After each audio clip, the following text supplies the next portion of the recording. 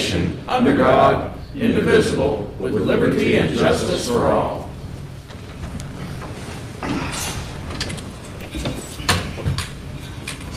I would entertain a motion to approve the agenda for tonight. Mr. Mayor, I will make that motion with the inclusion of a closed session at the end to discuss public officers and employees. All in favor? Aye. Thank you. We have citizens' comments at the beginning of the meeting. Are there any citizens that would like to make any comments tonight before we get started? Next thing we have is the correction and approval of minutes from a work session on June the 2nd, a regular meeting on June the 9th, a called meeting on June the 16th, and a called meeting on June the 19th. I'll make a motion we so approve. Second. All in favor? Aye. Report of the city manager. So tonight for City Council, there's a bit of a two-part update. One is following up on the emergency road repairs throughout the city, which Mr. Bryant from Finance and Administration will provide an update as a memo was provided to you all yesterday from our municipal advisors, as we briefly discussed that yesterday. So with that being said, I'm sure he'll stand and give you guys an update on that, and then I have a second portion. I'll try to, yeah, you can hear me, no problem. The update is in reference to the Route 18 corridor, Carpenter, Ashland, Edgemont, and Mallow areas. The city's municipal advisor, Davenport and Associates, has recommended that the city consider procuring some form of interim funding to address this issue at the current time. This approach takes into consideration the uncertainty of possible reimbursement of funds to the city from possibly VDM. It is not recommended that the city tap into its hard-earned unassigned fund balance, but rather we pursue short-term interim funding through a local regional commercial bank that provides the necessary flexibility for this project. Also, Davenport recommends that the city pursue a line of credit, which ideally would limit the cost of money to only those funds actually drawn down over the next several months. Once the city knows how much, if any, dollars are reimbursed from VDM or other sources, the city and Davenport can make a further recommendation to City Council to repay the balance of monies over a series of months or years. This decision does not need to occur until budget deliberations for fiscal year 2022.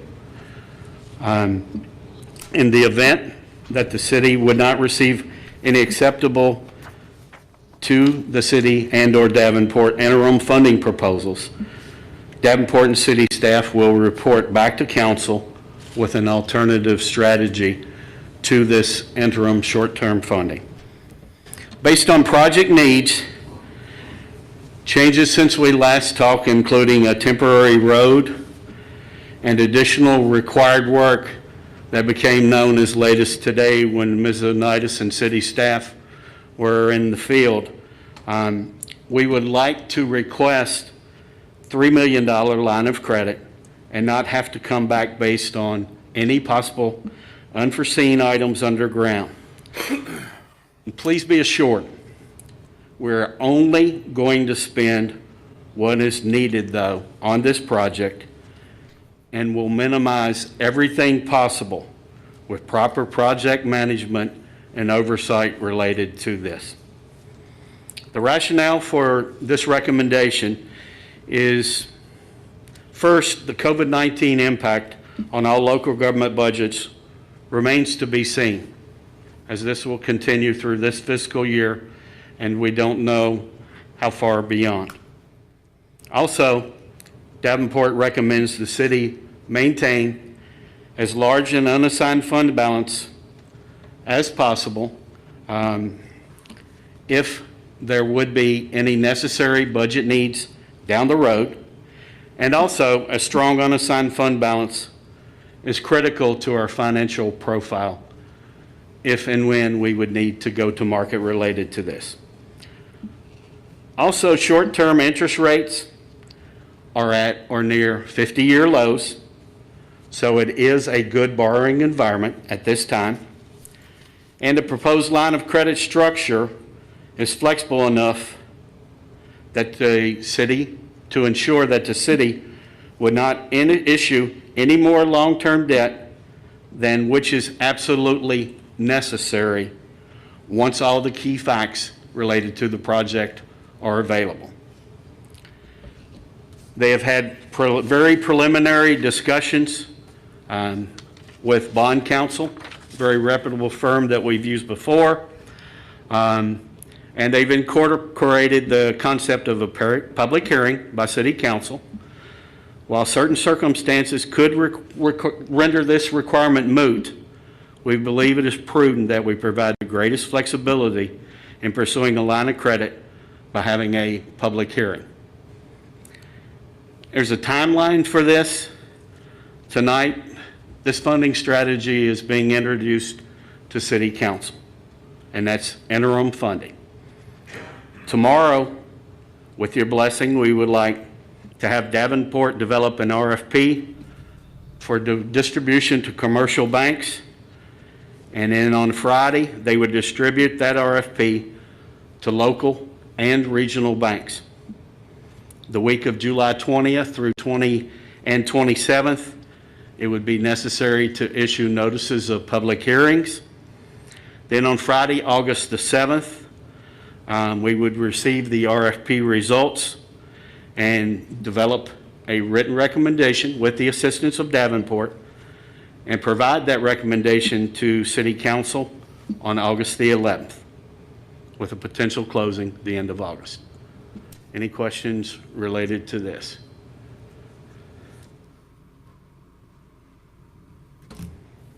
What do you need from us to start the process tomorrow? Just a consensus? Yes. Okay. I think we need to get going with it. But now, go ahead, Alan, I'm sorry. No, I was just, it's been years since you refinanced through Virginia Public School Association, the loan that we had. Right. Up until that point, they had us in banks that charged a huge amount of interest, and I don't believe we paid hardly anything on the basic funds. So I was just wondering, are you going to be in on a part of this so that we can see and make sure that we're not, the loan is not getting, or the line of credit is not being Inflated? inflated? No. Yes. Ms. Onitis and I both will be involved in Or it's it. not going to be bought by another bank, et cetera, like it was, I think it started with the Royal Bank of Canada at first. Right. No, we won't have any of those issues with this. Okay. And the plan would be, after there's some options on line of credit from banks to provide that to you all for review and input prior to any effort to proceed. We're at a good point right now with some lead time, because with the contractor mobilization, the contract, Mr. Popovich has structured it, and Mr. Bryant have worked, that there's payment milestones. So we're not at a point where, contractor arrives on day one and we're paying them just to show up on day one. So we've got some time to figure out what will work best. Additionally, there was an email sent late this afternoon. VDEM is waiting to hear back some final feedback with Richmond with what may be needed to apply for some assistance programs, but they have provided some preliminary recommendations on issuing a retroactive local emergency to then help with the documentation process and those kinds of things. So there's quite a few parallel paths working all at once. So approximately when will construction start? So temporary road construction and mobilization is beginning tomorrow, especially, well, the mobilization of it. We have a right of entry agreement that's been signed. We're also working to do a liability or hold harmless agreement that Mr. Popovich received today for the land that we'll be using. Essentially, that just means we'll restore the land to its natural state. That was necessary in talking with all the contractors, Mr. Steele from CHA as well as VDOT, and and the concern with the lane environment, and we had kept an entire lane open of the actual road. The project approach would have had to have changed, and that would have increased the cost on that end. So we stuck with the original project approach, and we will be working on a temporary access gravel route for commercial traffic. So that will begin, and then the actual contractor that will do the slope work for, kind of anchoring Mother Nature back into her place, they'll be here on Monday the 20th. Thank you. But just to reiterate, BB, if we go after a $3 million line of credit, don't mean we're going to spend $3 million. That's correct. That's, But I mean, you know as well as Sure. I do, that's the first thing people are going to say, oh my God, we're getting $3 million. sure, that's the purpose of the interim and a line of credit. We're only going to use, because if we went into a permanent borrowing situation, we're going to have to know exactly what it's going to cost, and at this point, that's impossible. Right. So you would be possibly borrowing more money than you would necessarily need.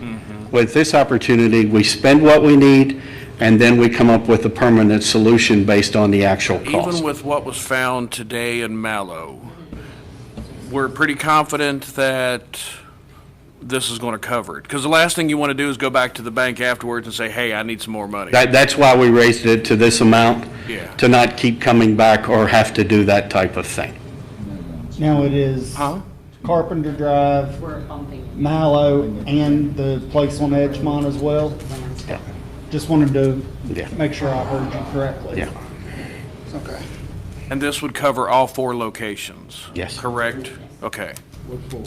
It's Mallow Road, Edgemont Drive, Carpenter, and Ashland. Carpenter and Ashland are almost one at one. Yeah. They are that's- we they're right did together. flat out ask today if we were to kind of do nothing with Ashland, what that would mean. The recommendations were pretty clear from Mr. Steele, as well as GSI, which is the company that does the slope repairs, that all that would do is continue to then pull on the area that you repaired, kind of, just force of gravity. It would then continue to fall and potentially risk failure of the area on Carpenter that would get repaired. So, there is the need to proceed with both of those areas. I know at last meeting that was a question of would that be feasible or not. So that's one thing that we needed to address. And then today during site visits with having our pre-construction meeting with all the companies that we'll be working with, there was a landslide that we were made aware of on Mallow, which is very close to where the slope destabilization is starting. So these repairs are becoming critical, and the longer we delay, it will continue to increase costs. So with that being said, we determined that even though this is emergency work, wanting to try to do proper project management, having enough buffer, because it's a good idea to always have a contingency, or you don't know what you may see when you start digging, building back in, some padding with the project budget. Not to say that you would spend it all, but as we had discussed last week, just for Ashland and Carpenter, for the soil work itself, to anchor everything back in, that itself was $1 million. Well, now, looking at, and this may be a dumb question, and I may be getting ahead of myself here, but looking at Ashland and Mallow, those 2 causes over a long period of time being drainage. Will we be able to take care of drainage issues to make sure that in another 20 years that this doesn't happen again? The drainage solutions are being incorporated into the project. That is in the scope.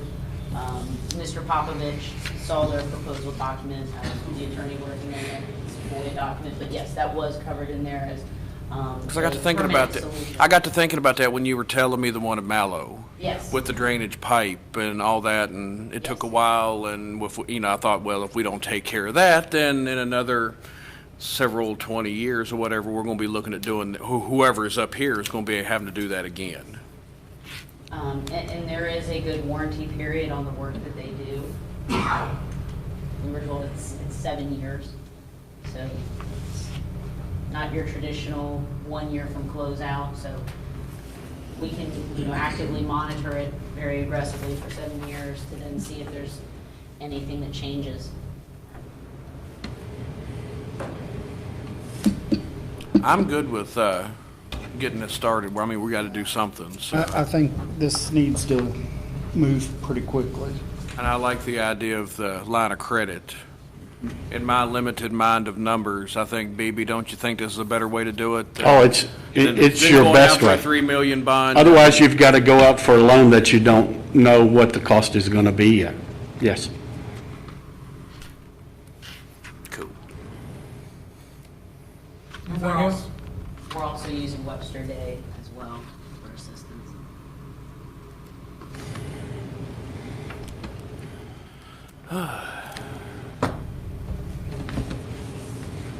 Thank you, BB. No problem, thank you.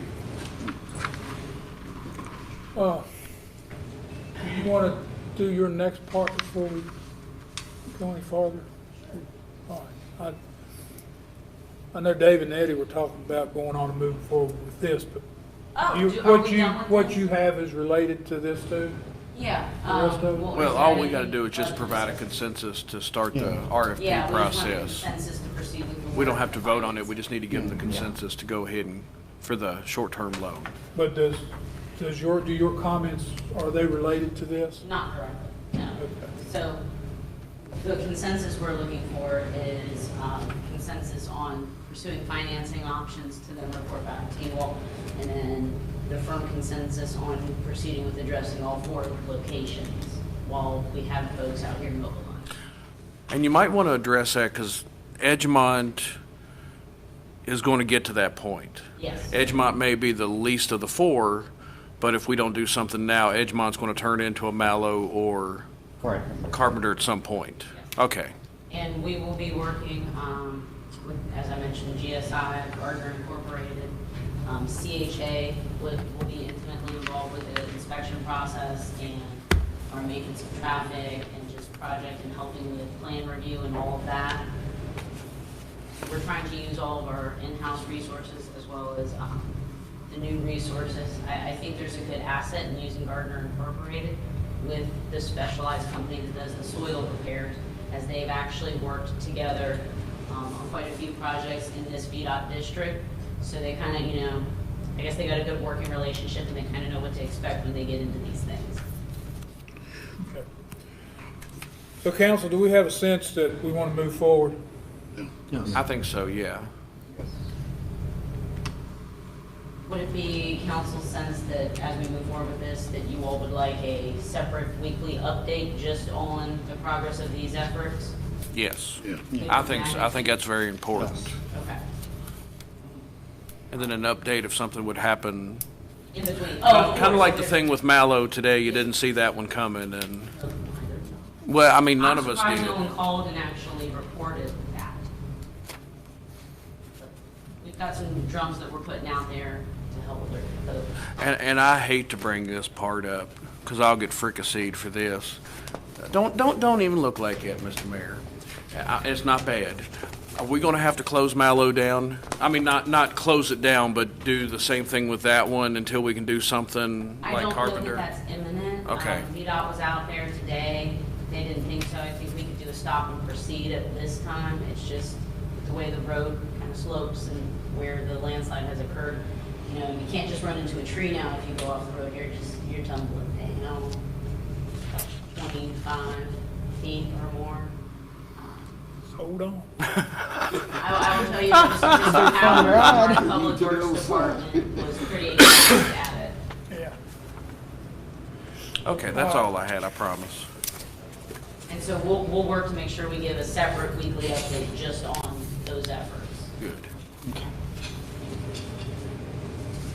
Anything else on that? I'm good. Second part.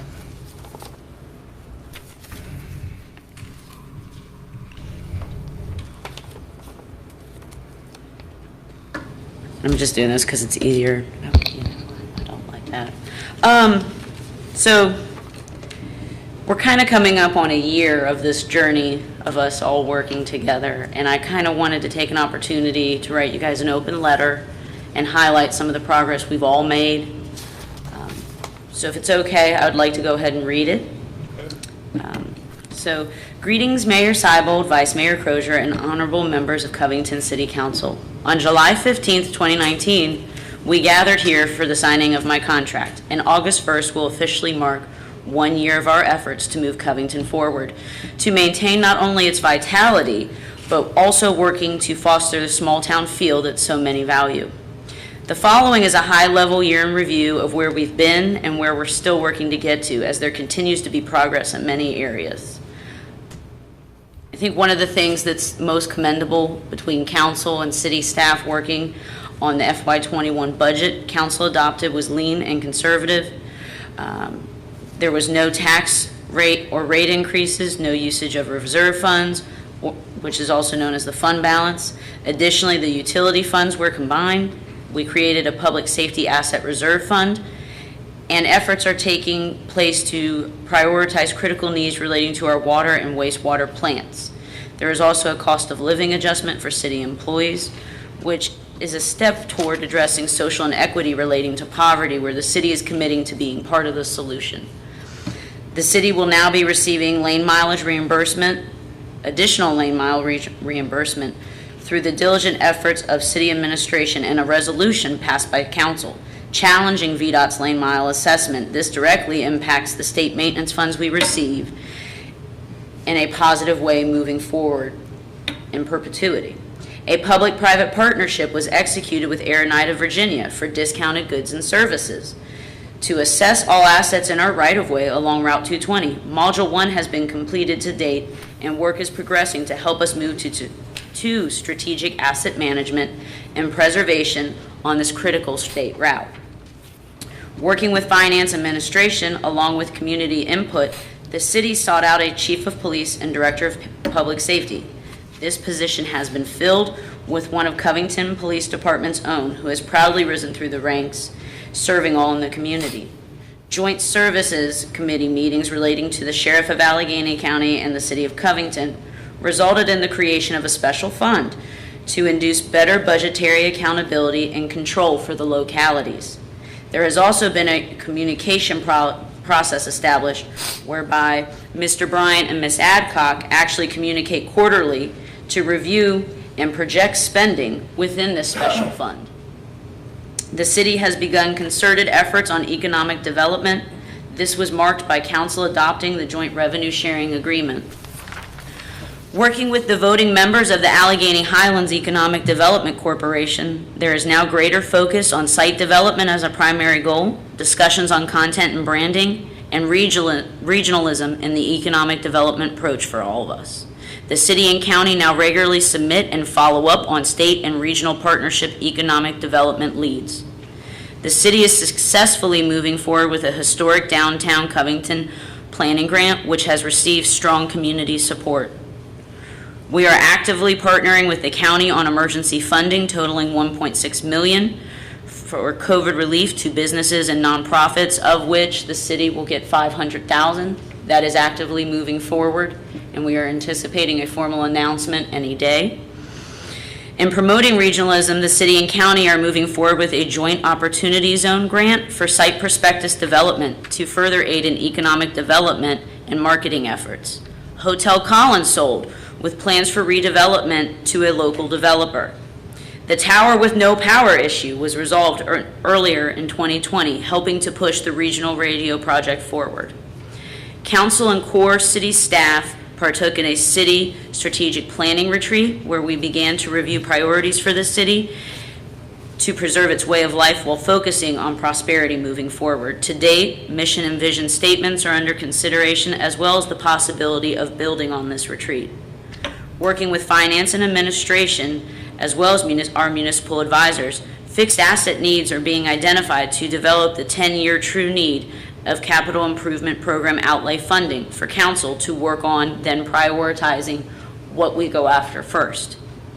This enables the city to plan for the future, and staff has also attended CIP budget training to help further this goal for years to come. The city's DEQ consent order has been reviewed by DEQ Regional and Central Office, and with their support in finalizing the effort, it is now advertised for public comment with the expectation it will be formally adopted and executed next month. This is ending a 2-year effort to create a path forward for reaching an agreement on terms and conditions. The city initiated and leads the Highlands COVID-19 Task Force, which has nearly 40 community partner members and has been front and center with public messaging. The city has also worked to revisit all personnel policies, especially within the finance and administration area. To date, council is actually now this evening formally considering grievance policy updates. The city started a code review effort with each department head to assess operations and how they align with city code. This is now actually moving to you all as council for review, approval, and any action. We've also worked to develop process improvements on tracking flushing and camera efforts internally, and are working to develop citywide customer service training efforts. Working with safety and risk management, the city has also worked through VOSH issues, I'm terrible with acronyms, without any challenges, and a culture of safety is being actively promoted through management. I will say that many things have been accomplished through the efforts of city staff and council. We have much to take pride in and much to continue to focus on. While there is a lot of uncertainty going on in the world right now, there has still been a lot of progress that we can take pride in. I look forward to working with council as we move forward, as well as city staff. Thank you. Thank you. I've got one question. Yes, sir. And we may not be able to get too far in the weeds yet. The COVID-19 relief for businesses. Yes, sir. Now, clarify this for me. We don't have to do a public hearing like the county did last week. They're the fiscal agent. As far as the 1.6 and the 500 coming to us, has there been anything established yet on who's going to review applications, who can apply, all these different things? Has there anything been developed yet? There are efforts in the works. I believe the county is looking at working directly hand in hand with the Chamber of Commerce and Tourism, who is working to form a review panel, which would constitute members from the EDC, as well as members from both Main Street organizations, as well as executive leadership in the region. I believe Ms. Hammond was looking to reach out to our mayor, given his involvement with Old Town Covington. So that is taking shape, and there's research occurring on best practices with these emergency fund grants. Each business will be allowed up to $15,000. Would we try to do the same thing with the chamber and the county and do it all as one, instead of doing our own little thing? Or Yes. is this going to be a regional approach? It will be a regional approach. And that's what I think that's what I was trying to get at, but didn't say it right. Yes, there will be a regional effort, and the chamber will actually be hiring someone with a portion of those grant funds to help administer the grant, because of the paperwork involved with it being a mixture of state and federal funds, because some of it is CARES. So there's a lot of documentation that occurs with it. So there'll be someone dedicated to administering that grant full-time, Okay. and a leadership team to evaluate grant applications. I think my biggest thing was the regional approach. Yep. Some things we have to do on our own, but it seemed like that one would have been better, the regional way. And I will say that while DHCD issued recommendations on funding amounts to each locality, it is somewhat fluid. So if there is a greater need in an area, we can work to shift, plug and play. But 500,000 is going to be going toward city businesses / nonprofits? Yes, sir. Okay. That's all I could think of. Thank you, Crystal. Anybody else on council have any questions or comments? No good?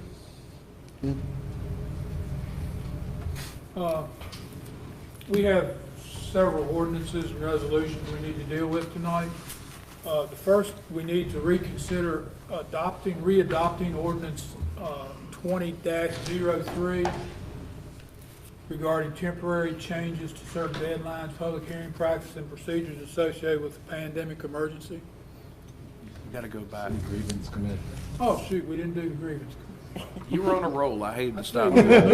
You were moving, man. I hated to Let's stop you. back up and do the unfinished old business first, then we'll go to ordinance. We need to consider approving an update to the city's grievance procedure. I'll move for approval. Second. Any questions or comments? Mark, BB, y'all were good with this?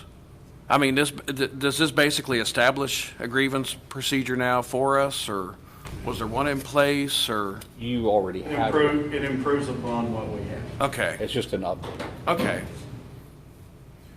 Any other questions?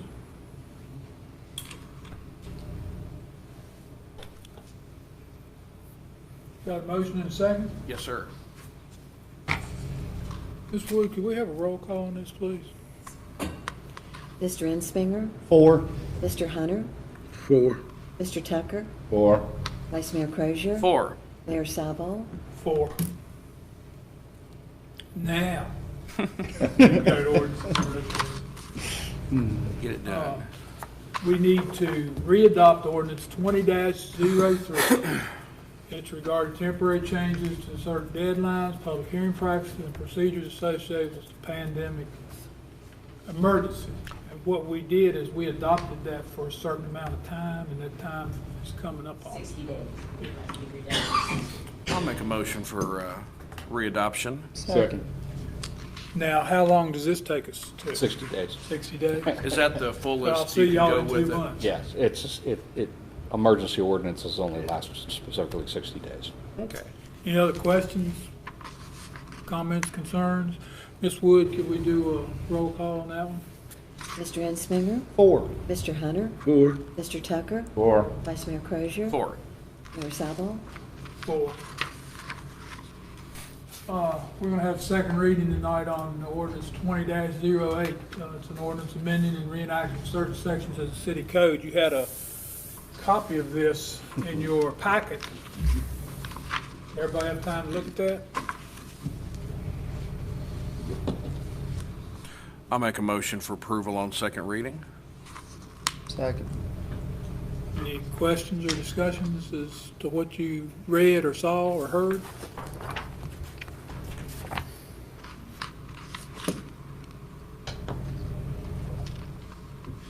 Ms. Wood, let's roll call this, please. Mr. Ensminger, 4. Mr. Hunter, 4. Mr. Tucker, 4. Vice Mayor Crozier, 4. Mayor Sabo. 4. We need to do anything else with that? Yes, sir. That's finished. Yes, sir. Thank you. For 60 days. We'll be back in 2 months. We have resolution 20-20 affirming the city of Covington's ban the box policy. I'll make a motion to approve. Second. Questions or discussion? Just for clarity, would you like to explain what this is? Pretty much it's straightforward, as mentioned last week. Many localities throughout the state and throughout the country have started taking off any potentially discriminatory questions or identification questions on job applications relating to gender, relating to race, and as well criminal backgrounds. And typically now, criminal background checks will get as far as being conducted or screened for if someone is a finalist, so that, you know, folks aren't necessarily filtered out because of certain out-the-gate questions that may get asked, whether, you know, it's gender or race, or if I may have had a petty criminal conviction 20 years ago or 10 years, minor thing. So it allows for a level playing field. That is the school of thought on it. Council, any more questions or concerns? Ms. Wood, could we have a roll call, please? Mr. Ensminger, 4. Mr. Hunter, 4. Mr. Tucker, 4. Vice Mayor Crozier, 4. Mayor Sabo. 4. Next item is appropriation resolution 20-21 regarding DHCD grant in the amount of $2,000 for virtual training, building and grounds department. No matching funds are required. Move for approval. Second. Any questions, concerns?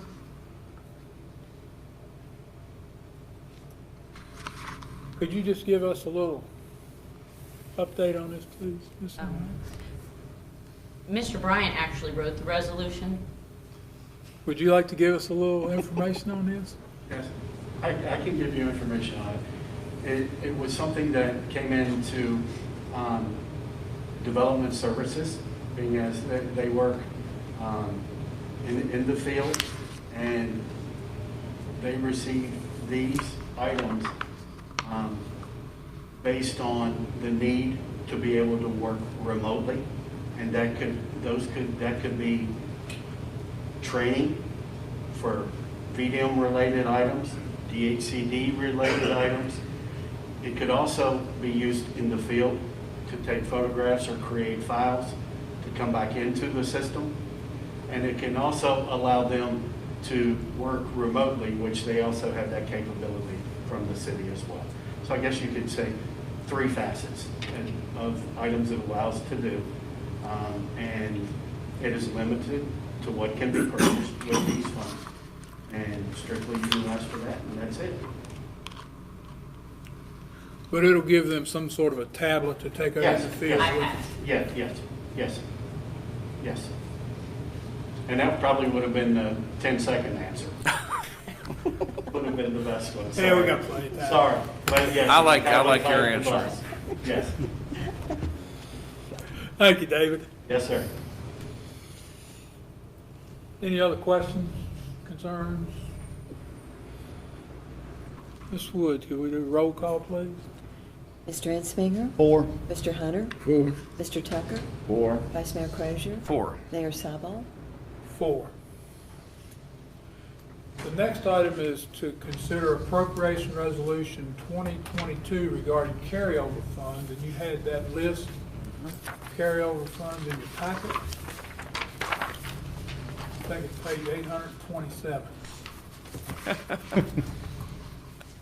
Where my thumb is scrolling. I'll make a motion to approve. Second. Any questions or concerns?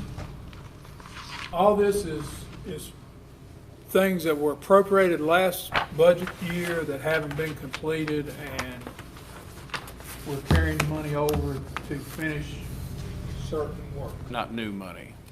And it all carry over. And it all matches up, and there's nothing extra. Right. Yes, sir. That's the way I read it too. So any other questions, concerns?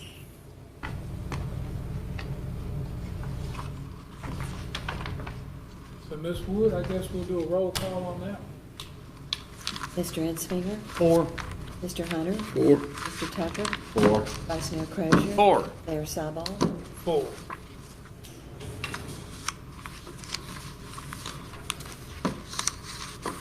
What's that get into? New business. Got any? I don't have anything in Council, particular. any of you have any new business? Nope.